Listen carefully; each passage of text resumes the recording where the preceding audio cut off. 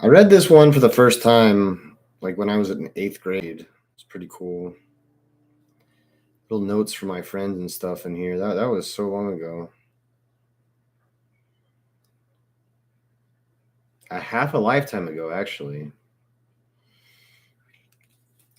Something this has been counter, and just something about it is every single chapter starts with an extremely epic quote. I long for death, not because I seek peace, but because I seek the war eternal. That one right there, that one gets me going. I mean, it talks about never tiring. It talks about always being vigilant. It talks about like not even death, not even in death does duty end. Cardinal Armadas, Hellfire, Reflections on the Long Death.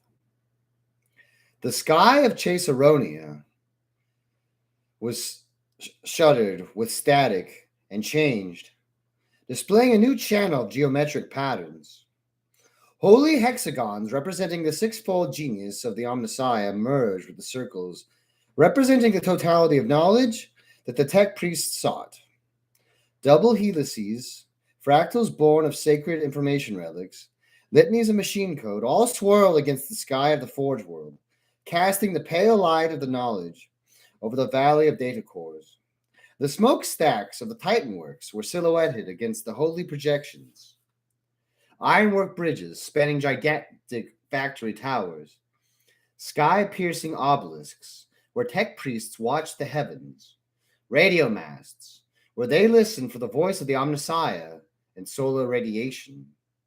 The valley itself, lined with towering cliffs of obsidian data cores, was a long, deep slash of shadow. Projected onto the thick layer of pollutants in the Forge world's atmosphere, the sacred arcs and angles were a visual representation of that evening's data prayers, being intoned by Thres-blessed worship servitors at the cathedrals of knowledge beneath the titanium-plated minarets, rows of identical servitors. Their vocal units emitting streams of digital information, singing the praises of the Omnissiah in the binary of pure lingua technis. Magos Antagonis knew that meant a new solar cycle was starting. The pollutants over Caesaronia were so thick because there was no sun. So it was only the clockwork regular services of the cult Mechanicus that kept time retaining any meaning on the Forge world. That in turn meant he had been on the run for 3 Terran standard days. It was a long time to go with no food or sleep. The Datacore Valley was a good place to hide. Visual sensors were often confused by the pure blackness of the data cores themselves, the impenetrable shadows that flooded in between them. The information in the cores was so pure that sensoria were dazzled by the intensity, while even augmented eyes could miss a single man in the darkness. But Antagonus knew that he was still far from safe. He turned to the servitor next to him. Like all servitors, this device was built around the frame of a once living human being, the baser levels of its brain computing its functions and its nervous system, relaying command through its augmetic limbs. It was a basic manservant model, programmed to follow its owner and execute simple commands. Ellipsin 312, said Antagonus, and the servitor turned to face towards him, large round ocular implants whirring as they focused on the tech priest. Journal additional. Ellipsin 312's hands clicked as the long articulated fingers reformed, reaching inside its hollowed chest cavity and bringing out a roll of parchment. A dexterous servo arm reached out of its mouth, holding a quill. 3rd standard day, said Antagonus.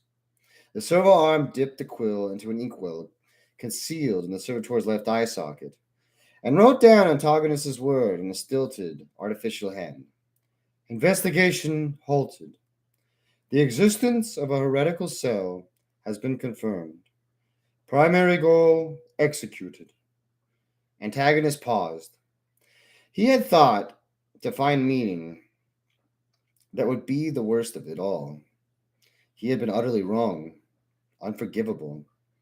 The heretics are between 10 and 30 in number, continued Antagonist, representing all the Adepta of the Mechanicus, including Genitors, Leximechanicus, Xenobiologists, Metallurgists, Pecunus, Digitalis, and others unknown.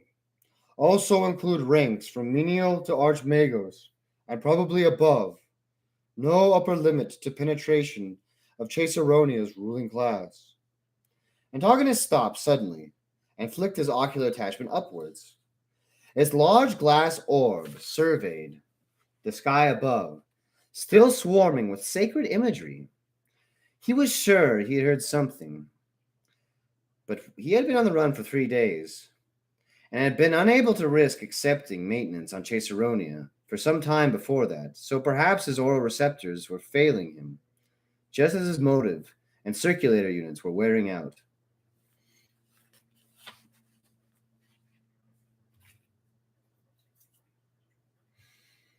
I am just delighted with how easily it is to read what Ben Counter writes. It's just there's like a pendulum, maybe it's not iambic pentameter, but it you it all comes like in the same little package, and I think that's awesome. Thank you, Ben Counter.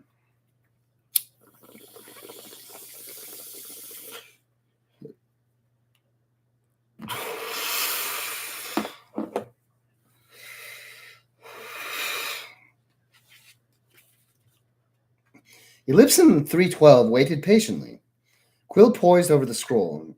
Antagonist waited a few moments more, the ocular orb searching up and down the valley. The sheer sides of the chasm were glossy and black, drinking in the pallid light, while the floor was littered with rusting, unrecognizable chunks of machinery. Antagonist was sure he and the servitor were well hidden, behind one such massive slab that looked like the engine from a mass lifter vehicle. However, he knew better than to think that made him safe. A heretic tech priest with a powerful auspex scanner set to detect Antagonist's life signs could still sniff them out. The nature of the heresy itself is not completely understood. Secondary objective incomplete. Antagonist shook his head.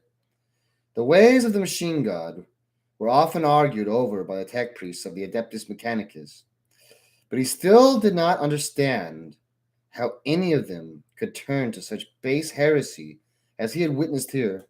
Sorcery and warpcraft are suspected, but not proven beyond doubt. The heretics venerate the Omnissiah, but through an avatar or mouthpiece. The nature of this avatar is not known, but cross-reference previous entries on any pre-imperial presence on Caesaronia. A hot, dry wind swept down the valley, throwing a few pieces of rusted sheet metal around. A maintenance servitor drifted overhead on thrumming grav units, its fat belly full of antioxidant foam to spew over any fire or corrosive spill that might threaten the precious data cores. Far above, the data sermon was coming to an end, and the sacred geometry fading.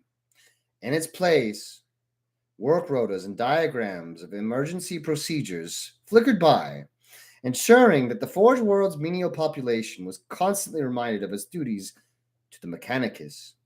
So many people lived utterly normal lives in the factories and mine shafts, never knowing the monstrous blasphemies festering in the ruling population of tech priests. The origins of the heresy and the individuals responsible for its dissemination are unknown. Tertiary objective incomplete. But see note on pre-imperial presence above. That was the most frustrating of it all. Antagonist's evidence was compelling, but incomplete.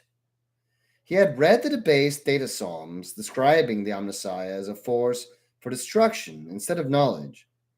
He had witnessed minor tech priests, their bodies swollen with forbidden biomechanical augmetics, using base sorcery to escape the tech guard commanded by Antagonus. And Antigonus.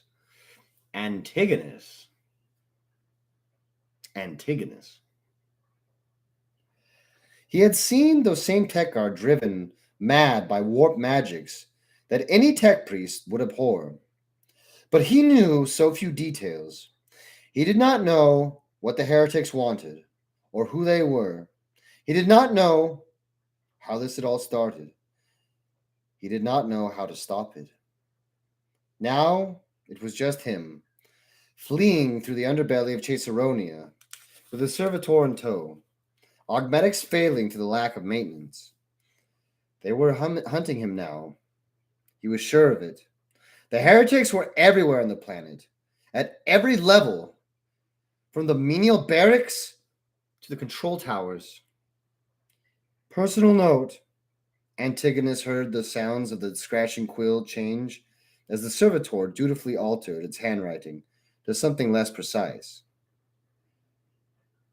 The cell is not large, but it is well organized, highly motivated, and thoroughly ingrained into the society of Caesaronia. Its existence is suspected only by those who are members or are otherwise under the cell's control. There is no upper limit to the seniority of its members. I can only hope is that it does not extend off-world. My primary objective completed, I believe the best course of action is for me to leave this place at the first opportunity and recommend a full purge of Caesaronia by the authority of Archmagos Ultimatum. I also recommend that the Fabricator General be appraised for the situation on Caesaronia, given that the nature of the heresy is such that... Antagonist paused again. He was aware of something large and dark flitting over the valley, blotting out the projections over his head for a moment. There is no logic in fear, he told himself. The servitor wrote the words down automatically, but Antagonist ignored it. Antigonus rose to his feet, mechadendrites snaking from below his grimy, rust-red robes. His augmentations were not designed for combat, but he could still handle himself if it came down to it. Each mechadendrite could extrude a monomolecular blade, and he had enough redundant organs to keep himself alive through terrible injuries. They were watching him. Antigonus whirled around as another shadow passed over him. His left hand, the non-bionic one, reached inside his robes and took out a brass-cased autogun. The weapon was good. Solid Mars pattern gun. But Antigonus had never fired it in anger. He was a seeker of knowledge, a metallurgist in service to the priesthood of Mars. He had been sent to Caesaronia because he had a sharp and inquisitive mind, not because he was a warrior able to face down vengeful heretics by himself. When it came down to it, could he survive? And Antigonus is pretty cool. I like him more than the other characters in this book.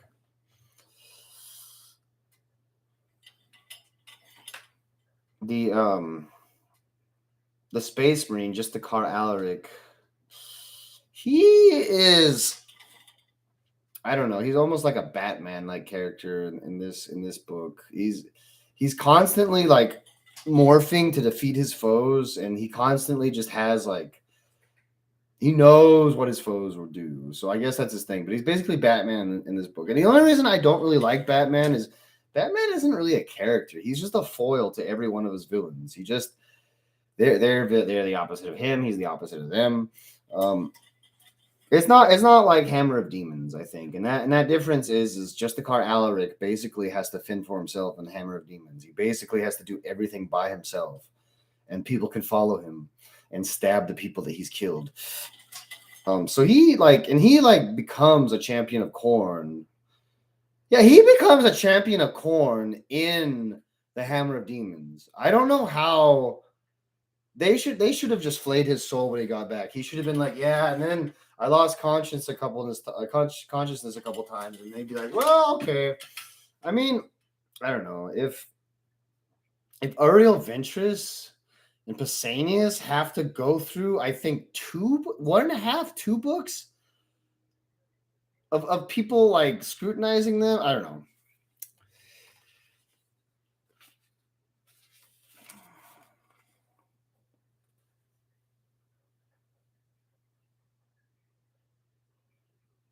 Antigonus sighted down the barrel at the shadows between the wreckage that littered the valley. Query, said the thin, grating voice of Ellipson 312. Procedure terminate? Yes, terminate, said Antigonus, annoyed. The servitor's limbs folded up as it stashed the scroll back in his chest. The light levels changed, flooding the valley with a pale greenish glow.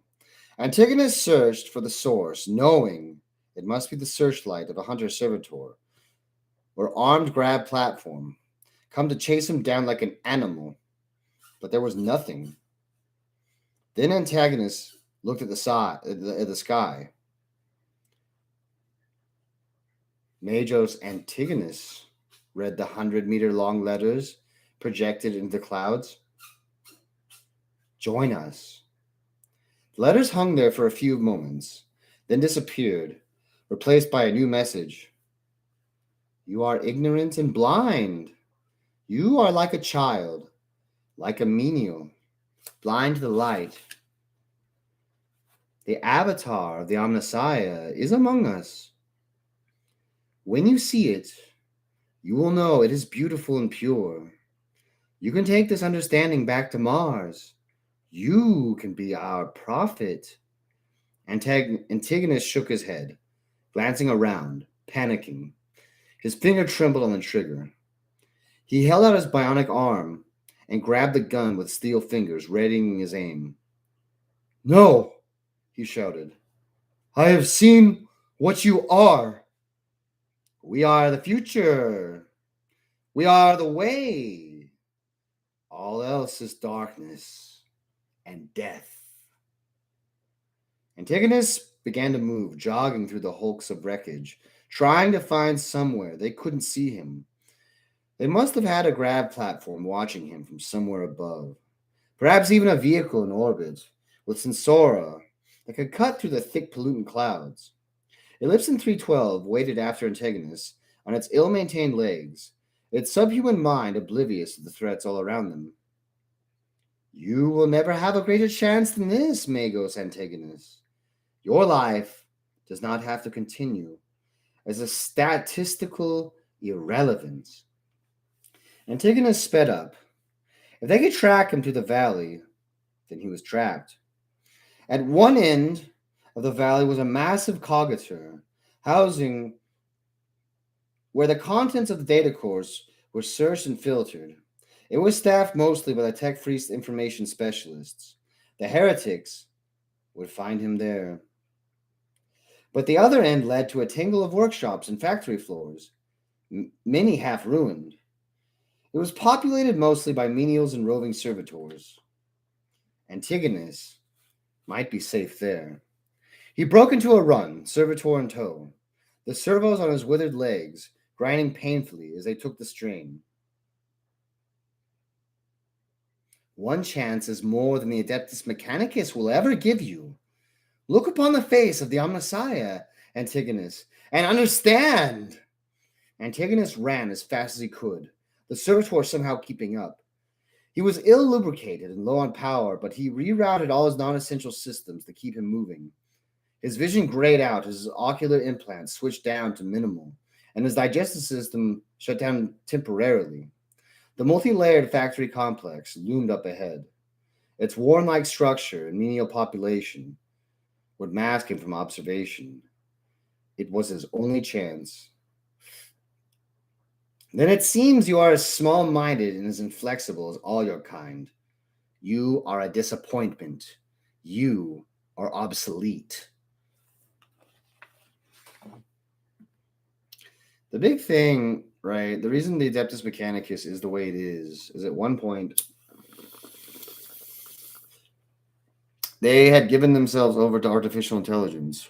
And you can imagine why that went bad. And so everything they do is to avoid innovation, because innovation automatically will lead down the line to artificial intelligence. If you can make a machine that can replicate itself and program itself, there's no that all you have to do is make one machine instead of many different kinds.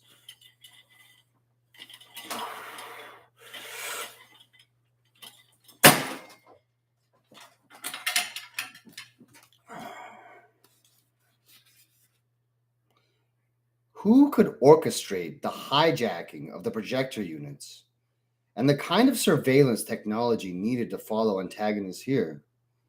The names were few. Scrikeos, the Archmagos Veneratus, who masterminded Caesaronia's extensive data networks and commanded all the planet's formidable reserves of information.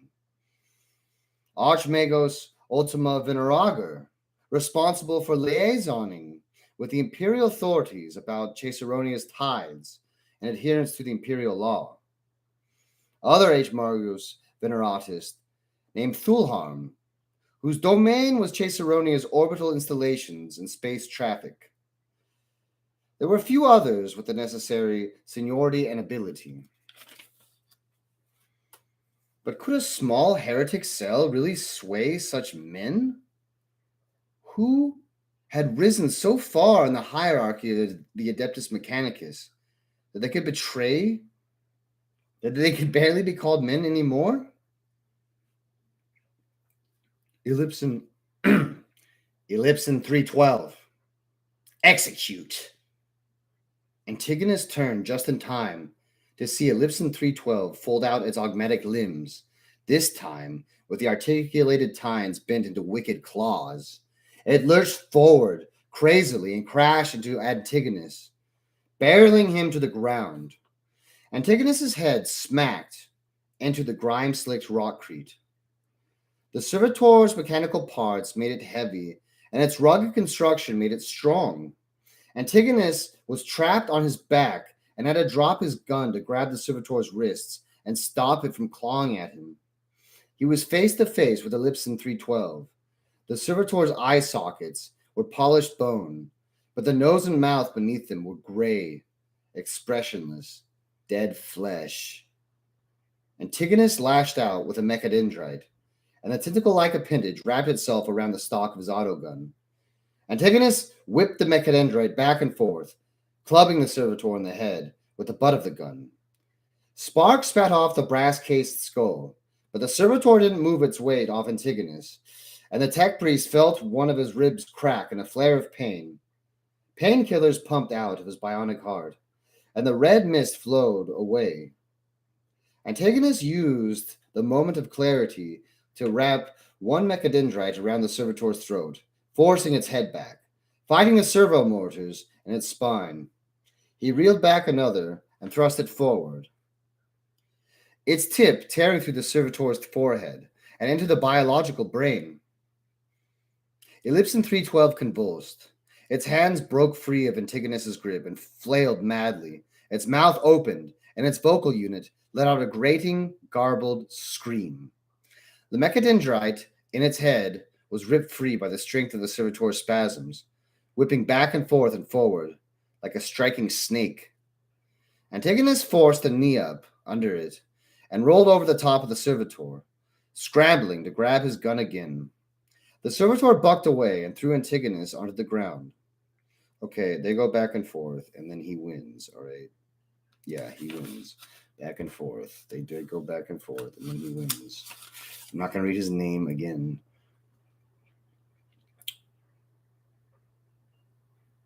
Okay, yeah, he shot the servitor with a gun.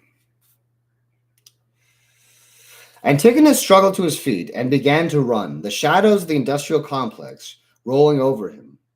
As black iron and red-brown rust closed over him, the heretic projections flickered off overhead and were replaced with work rotas for the menials.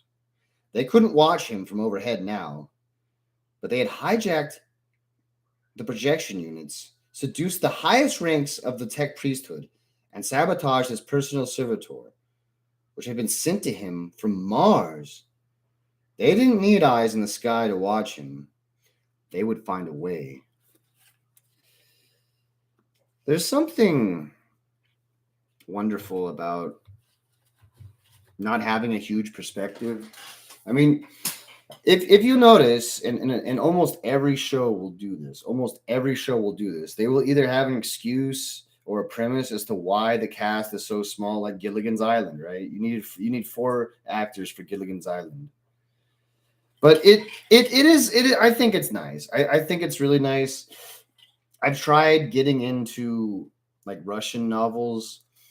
I really like just how mundane and droll and like I like it, but you need a notebook to keep in touch with everything. So it's really nice just to have something simple, because sometimes just all the moving pieces, all the bells and whistles can get in the way.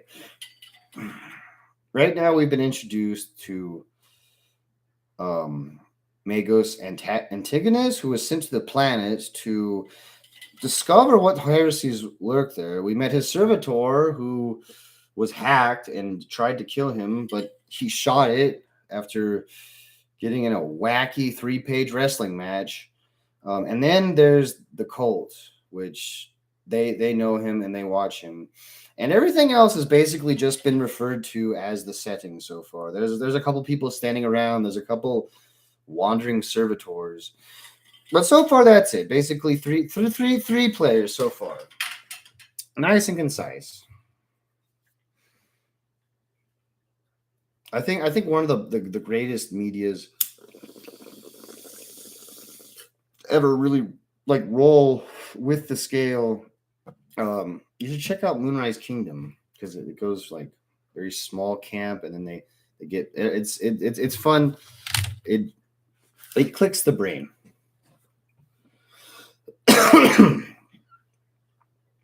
Chapter 2.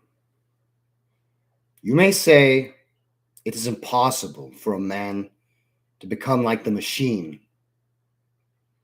And I would reply that only the smallest mind strives to comprehend its limits. Fabricator Cain attributed. Magos Antigonus wasn't supposed to die like this. Light was scarce beneath the complex. A single charred bulb cast down a dull brownish glow over the abandoned workshop he had found. Old workbenches covered in rusted equipment were piled up against one wall, and the low ceiling was hung with corroded cabling. Antigonus sat against the other wall, rivulets of rust-red water running down his back from the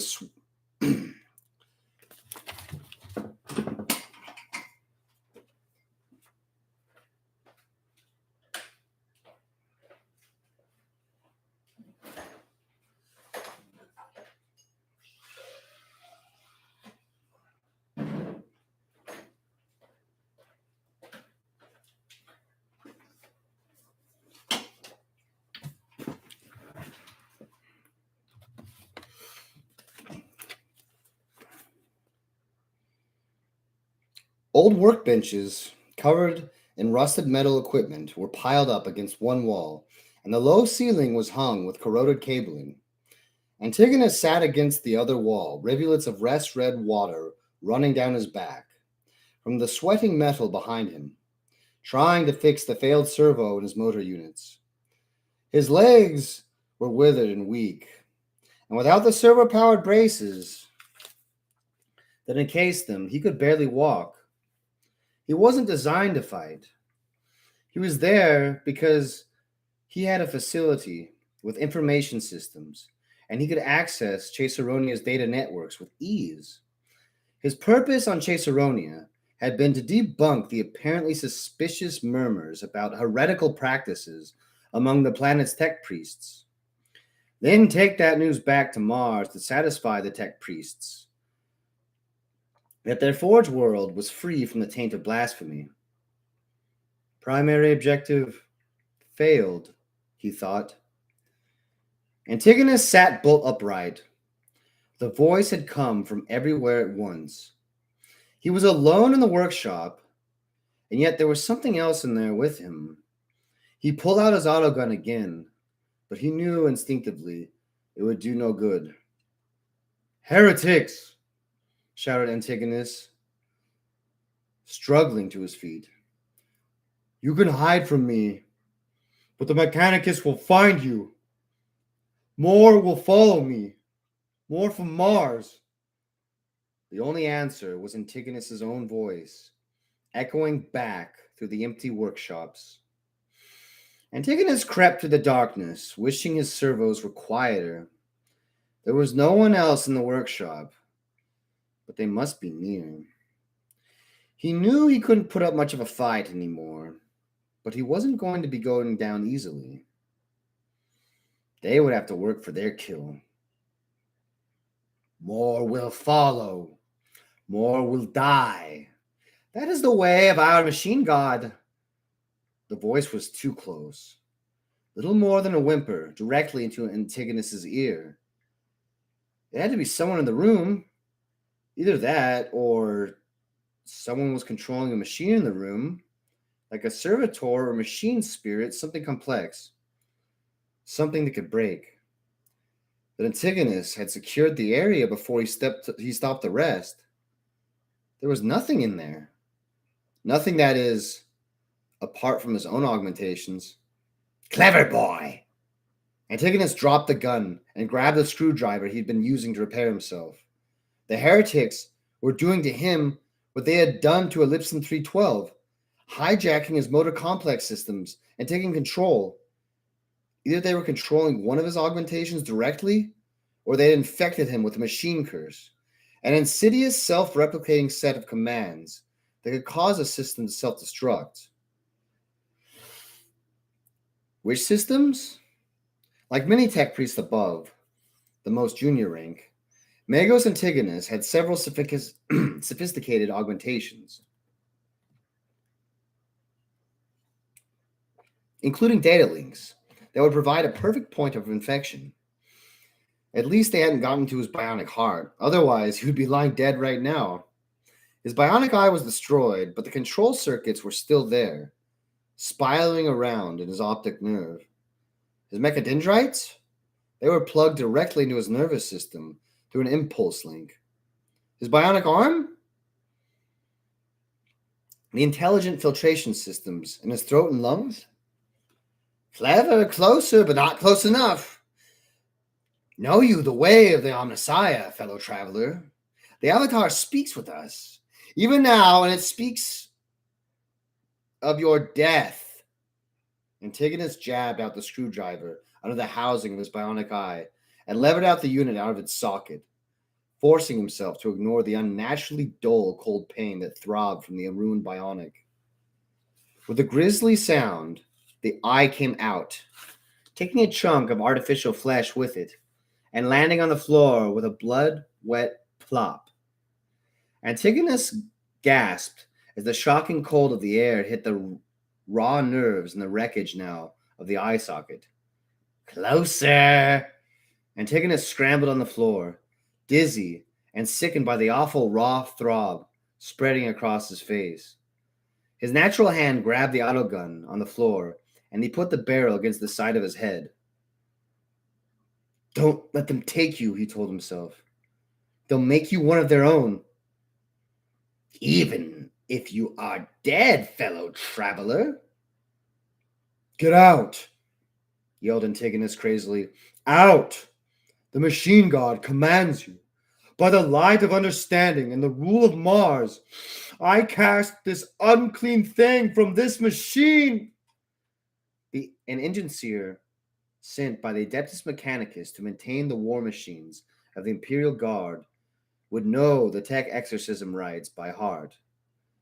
But such things were not needed on Mars, the heartland of the priesthood, where Antigonus had learned his role in the cult Mechanicus. Antigonus knew he couldn't banish the thing with words alone, but right now they were all he had. If he had his bionic arm, if it had been his bionic arm, it would be using it by now to force the gun away from his head. No, it was something inside him. Something it couldn't use to kill him straight away. I cast you out! Antigonus put the gun barrel against the left knee and fired. A thunderbolt of pain, the worst Antigonus had ever suffered, rippled through him, and he was knocked unconscious as his left leg was blown clean off at the knee. Paralyzing pain reached down and dragged him back to his senses, gripping hard and not letting go. Antigonus screamed, but somewhere inside him he heard the tech infection scream too, as part of it was ripped away, and the rest fled to the mechanisms of his right leg. It was in the servos that powered his leg bracings, infesting the systems that carried commands from his nerve impulses to the motors. Maybe he had got in when he had scoured Chaseronian's information nets for suspicious power spikes early in the investigation, or when he had been forced to have his nerve impulse units repaired a few days ago. Maybe it had been on him since he had arrived, waiting to see how much he would uncover before striking. Either way, now he could kill it. His heart was working overtime, leeching so much power from the rest of his augmetics that his bionic arm felt limp. It filled him full of enough painkillers to all but kill him, and he dragged himself away from the twitching mess of charred flesh and metal that had been his left leg. Make you suffer! Don't be like that, spat Antagonist, blood running down his face where he had bitten a chunk out of his lip. Did you think they would send just anyone? Someone you could defeat with the machine curse?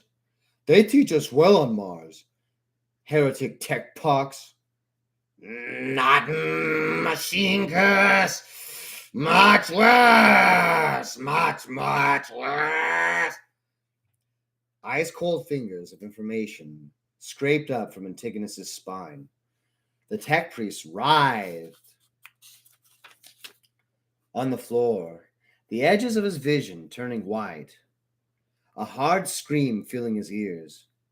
He fought the chill sweeping up through him, forcing its way through his augmetics into his flesh, the whispering voice quivering with anger. It wanted revenge. It was supposed to just control him, but now it wanted to kill him instead. Antigonus choked back the horror that had just infected him and forced it nerve by nerve back down to the smoldering servo units of his remaining leg. He tried to pull himself upright, but only got to a lopsided crawl, dragging the tattered stump of his left leg behind him as he slithered out of the workshop. He had to get out of there. It was a dead end, and he was trapped. Perhaps he could find a menial down here that could help him, or a better weapon. Anywhere was better than the workshop, because the infection, or whatever it was, must have been capable of transmitting his location to the heretics. The resources required to acquire, or Omnissiah provide, even create, such a sophisticated machine curse, were massive. There were relatively few, even on Mars, who could have done it. Antigonus didn't even want to think about what the heretics must have had to do to get a hold of it. The voice was a low stutter now, hissing darkly from the depths of Antigonus's augmetics. Antigonus made his way painfully out into a long, low galley like a natural void, formed between the strata of collapsed factory floors. The ceiling dripped rust-colored water from pools as it gathered on the floor. From somewhere far below came the throb of an ancient, powerful machine, probably one of the geothermal heat sinks that provided so much of the Chaseronia's power. Antigonus dragged himself to where the ceiling had fallen in and felt a faint reddish light bleed from above. No use, tech priests. They will find you. They always do. I am not the only one. Antigonus ignored the voice and dragged himself up the incline of the fallen ceiling. The floor above was more intact, with knots of machinery and hissing steam pipes everywhere. Somewhere he heard men's voices shouting. He moved as the voices got louder, shouting, machinery, humming, generators, the life signs of a forge world. The painkillers dispensed by Antigonus's augmetic heart were killing most of the agony from his shattered leg, but they were flooding his body in such amounts that they made the world dull and distant. Every meter he moved drained him as if he had sprinted it, and kept trying to push himself forward with a left leg that wasn't there. He was a mess. When they got him off this planet, he would have to spend months being cleansed of the tech curse, and then getting all his wrecked augmetics replaced. He imagined the hospitals where servitors trundled the corridors, keeping everything clean, the polished steel of the operating theaters, and the spidery arms of the autosurgeon that flensed away weak flesh and grafted on strong metal. The bionics experts would take him apart and put him back together again. He shook the images out of his head. He was exhausted and starting to see things. If he lost his focus and started letting go, his mind would wander, and the tech infection would take hold and rot him away from the inside. He rounded a corner and saw he'd come across a functioning factory floor, dilapidated and dangerous, but still working. Several massive stamping machines thudded on, forming metal components that were carted away by conveyor belts. Antigonus tried to help find a menial or a tech priest who could help him. A bent-back servitor stood hunched over a conveyor line leading from a broken stamping machine, its hands working away to perform some routine modification on parts that no longer moved past it. Antigonus ignored the servitor. Even if it had been sophisticated enough to interrupt its programmed task and summon help, the machine curse inside him would have leapt into the servitor and used it to cut Antigonus to ribbons. Antigonus pulled himself up against the casing of the closest machine and used it to steady himself as he inched forward on his remaining leg. The machine curse was hissing and spitting, whispering abuse at him. He had hurt it, but he also knew that such things were self-repairing, and soon it would be strong enough to take him over again. Antigonus rounded a corner and saw more servitors, but no menials. The menials were the lowest class on any forge world, men and women who were little more than living machines, ordered and directed by the tech priests. They were there simply because there were many tasks that servitors could not do, but their servitude was self-reinforcing, because it was from the ranks of menials that many junior tech priests were recruited. At that moment, Antigonus could trust the menial rather than he could trust the fellow tech priest, which counted as a sort of heresy in itself. The servitors ignored Antigonus as he forced himself to traverse the factory floor. A battered iron stairway led upwards. Antigonus didn't fancy his chances of getting up to them in his current state, but it was better than getting into the deserted factory floor for the heretics to hunt him.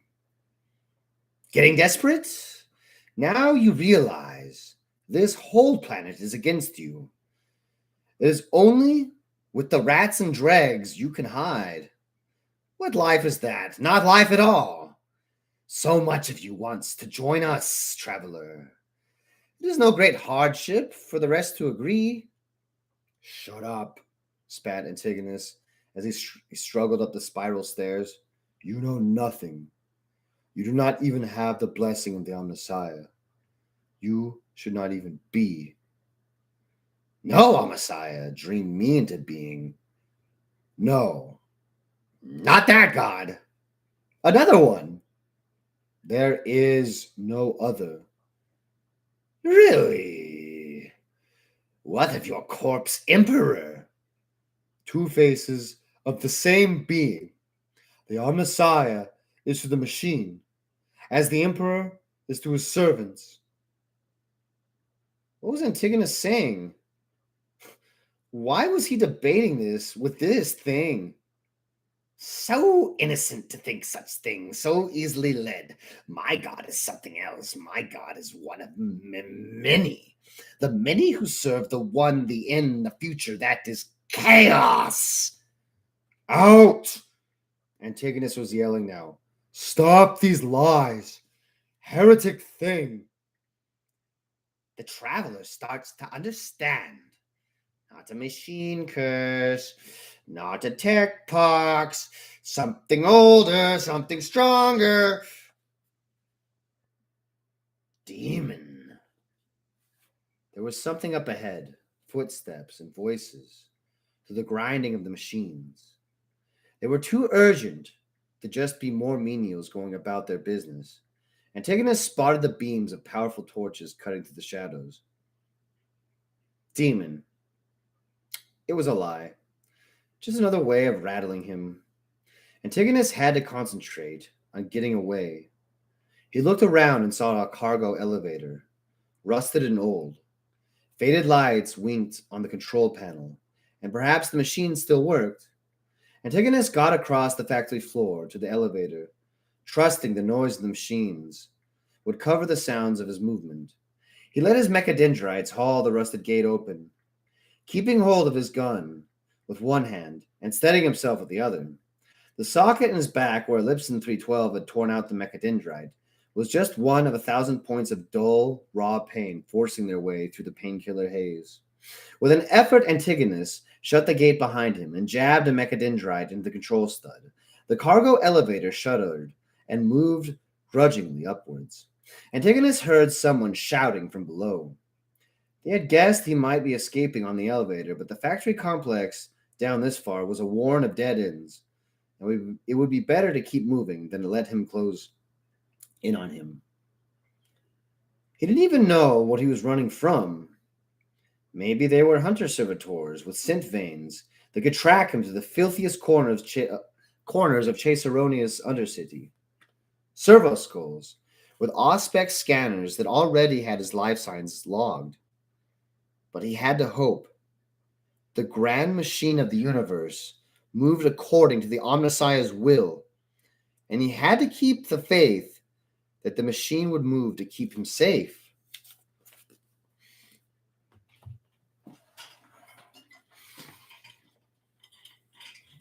The reason why these tropes stack so well on top of each other, I guess, is because they stack so well on top of each other. This series, it is not fair to say it is plagued with plagiarism. This series is plagiarism of 1,000,001 different stories. But the grace, like the real grace that comes from it, is how it all comes together. And I guess I'm just going to repeat what I said, is it works because it works. And you don't find that everywhere else, all right? Space, Imperium. I'm not sure if it's overdone because of this series, but it's overdone. And these guys, they have their own kind of like, they have their fun little wacky religion. Basically, the thing is the Omnissiah is the god of the machine, all right? It's almost like Deus ex machina, at the end of the Greek like plays and stuff, where the god of the machine just comes and saves the day. Just some like wacky machine comes from the sky and saves everyone. That's basically what they worship. And they believe that every machine has a machine spirit within it. And and once you kind of get to the biomechanical nature of the more like sophisticated machines, so basically, since they don't have artificial intelligence, what they have to do is they have to take criminals or people they don't like or just extra people and remove their brain and then put that within the machine. But it's been like lobotomized over and over again until it will only perform that specific purpose. That's what they do to avoid it. But what the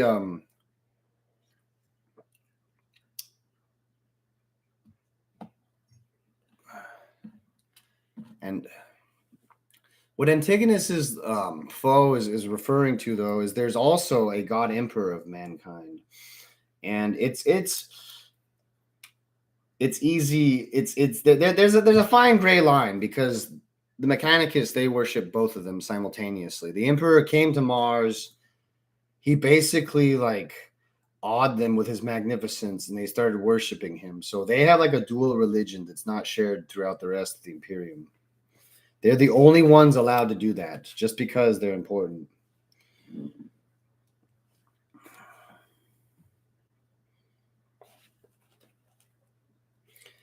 Antigonus leaned against the back of the wall of the elevator. Crushed strata of factories and workshops marched past, reduced to claustrophobic voids in the mass of twisted metal. Gouts of steam bursted from fractured pipes. Rivers of pollutants and fuel forced their way through the fissures in metal, feeding rainbow-slicked underground rivers. Thousands of years of Caesaronia, charred ruins, glimpses of faded finery, strange machines that perhaps represented some technology lost to the Mechanicus. Hidden places where escaped menials or wild servitors had carved out a short existence. Even abandoned chapels of the cult Mechanicus, long ago replaced by magnificent cathedrals and temples far above. And somewhere, something beneath the surface that had created a heresy worse than Antigonus had ever imagined. The elevator juddered to a halt. The doors chattered open, and freezing vapor rolled in. Antigonus crawled out warily, feeling that the temperature dropping rapidly around him and letting his newly unaugmented vision adjust to the half-light. Antigonus saw that he was in a stratum that that must have lain undisturbed for decades or even centuries. It was relatively clean and intact, and lit by hundreds of tiny blue-white lights mounted on control panels and readouts. Data engines, huge constructions of knotted cables, and pipework, like slabs of compacted metal intestines, stood like monoliths on long rows. Heavy-ribbed coolant pipes hung from the high ceiling, and the deep chill in the air suggested that the coolant systems were still working. This was archaic technology, the kind Antigonus had only seen on abandoned parts of Mars, and which was obsolete on even most traditionalist forged worlds. These engines had held information in crude digital forms before the newer data core technology was rediscovered and disseminated. Antigonus wasn't even sure how such things might work. There must have been 30 such engines, each rearing knots of obsolete technology, silent and untouched. The structure of this floor was intact, and Antigonus couldn't even help see the trails of vermin or stains of corrosion that touched everywhere else on Caesaronia's undercity. Lord of knowledge, be praised, whispered Antigonus instinctively, as it was inappropriate, as it was appropriate to offer a prayer to the Omnissiah when confronted with such old and noble technology. But he couldn't stop and offer proper respects to the machine spirits. There wasn't anyone to help him, and he had to get help or find safety.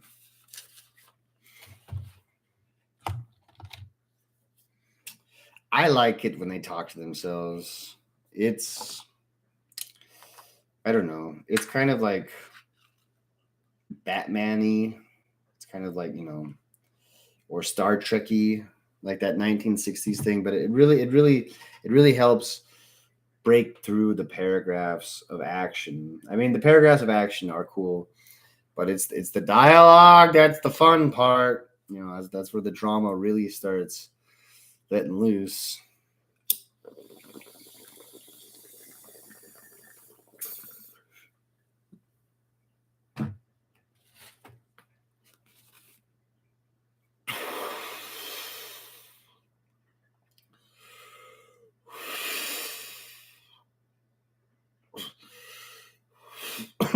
I don't think you can get this one anymore.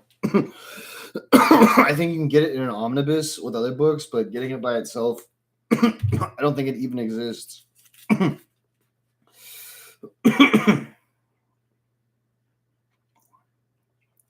He stumbled past a few of the data engines, mechadendrites steadying him against the frost-cold metal. There didn't seem to be a way out other than the cargo elevator behind him. Such a facility would be well sealed against contaminants.